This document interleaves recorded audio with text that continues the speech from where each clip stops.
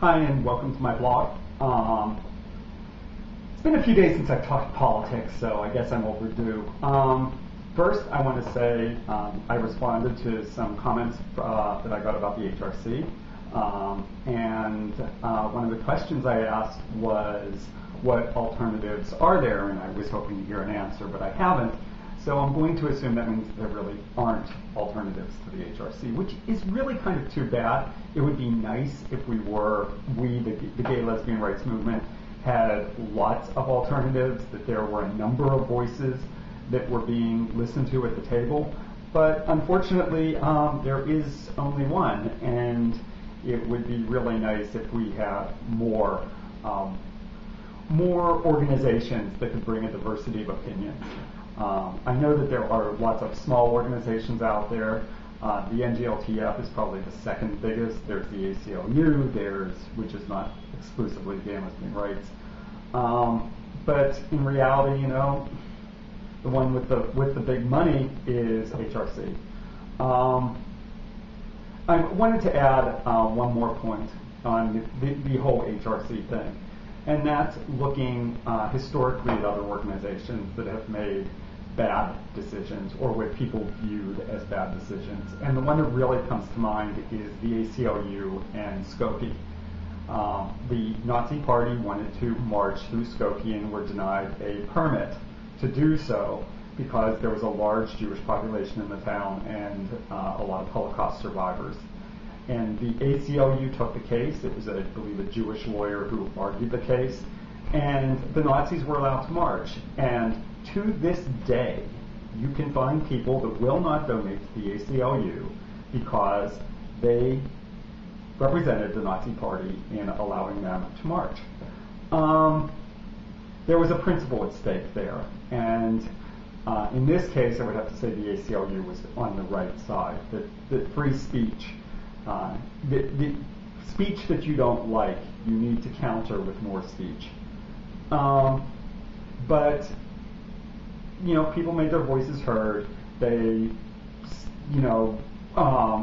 stopped donating. They're no longer members, and that's fine. That's their right. But in the long run, the ACLU grew, and the ACLU still is the premier civil rights organization in this country, just as they were when the Nazis marched in Skokie. The parallels aren't really there, other than the fact that protest is a way for letting people have an outlet, but protest for the sake of protest doesn't really accomplish anything. If people really did feel strongly about Skokie or the HRC, they'd go out and they'd organize in a way to both convince people of the rightness of their cause, as well as forming counter-organizations to do the work that is being done by the organization that they're protesting. And I think a lot of people were out there on ENDA saying, hey, we don't like what the HRC did, but they're not really doing that second part, which is forming the organization that will represent their alternative viewpoint. Oh well, enough about the HRC. What I really want to talk about is Barack Obama. Two things about the dear senator who's the front runner, or the perceived front runner in the Democratic race. First, Hillary has a commercial out today. Apparently children sleeping in the middle of the night, a national crisis happening, and who do you want to be in charge? And this is the reason I've supported Hillary all along. I think she has the experience, I think she has the know-how, I think she's ready to lead. Barack Obama, when he was confronted with this, says that those are good points, especially when they talk about, his lack, or his waffling on the war, where he gets up as a state senator and opposes it at a rally, and then later says that he didn't know how he'd vote, and now is chair of a committee with oversight of Afghanistan and not attending meetings, not holding hearings. So you kind of wonder where he is. And when this commercial comes out, he calls it fear-mongering. Well, maybe it is and maybe it isn't, but I think people have a right to be afraid. And I think they have a right to wonder whether or not he does have the experience to lead. I guess there's a Time magazine or Newsweek magazine article out this week on presidents and experience. And the article was, from what I've heard, pro-Obama. You don't really need experience. Look at Abraham Lincoln. Look at blah, blah, blah. Well, look at George W. Bush. George W. Bush didn't have experience when he got in there, and he's been just an amazing president, has he? I mean, Head of Lettuce, who's linked to on this blog, says Pet Rock could do better. Actually, I think that's, kind of degrading the Pet Rock.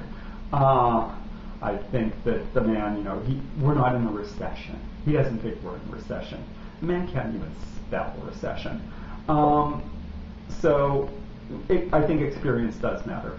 And I think that we delude ourselves if we think that experience doesn't matter, which is, again, why I support Clinton. The second thing I want to talk about, Senator Obama, is the fact that he's taken out a number of paid advertisements in LGBT publications in Texas and Ohio. And it's very nice that he's willing to take out paid advertisements to talk to us, because he hasn't given interviews with the gay press. He's given 2 interviews with the gay press compared to a dozen or so that Clinton has given. Why isn't he talking to us? There are all these LGBT people out there saying, oh, he's so wonderful, he's going to unite us, he's going to do everything. Where is he? One of the 2 interviews he did manage to get to the gay press was when he received all that criticism for having the reverend who is viewed as being homophobic at a rally in South Carolina. His response was to give an interview. And one more. Okay? 2. He doesn't talk to us. He doesn't talk to our community. You can talk about the people that are on the steering committee, Eric Stern, and these people that he got after David Mixner. Well, that's really nice. Hillary Clinton has had lots of meetings with the LGBT community throughout her career. And Obama just hasn't. So, you can talk about a uniter, you can talk about what a wonderful man he is, and, all these other things and all this fluff that surrounded his campaign. In reality, he doesn't have the record and he doesn't have the experience that Clinton has. And it's really frustrating to me because of this cult of personality that has been built up around him, with even the Kennedys saying, oh, he's just like John Kennedy, and there's certainly no cult of personality around John Kennedy. So it's just frustrating. Anyway, we'll see what happens on Tuesday.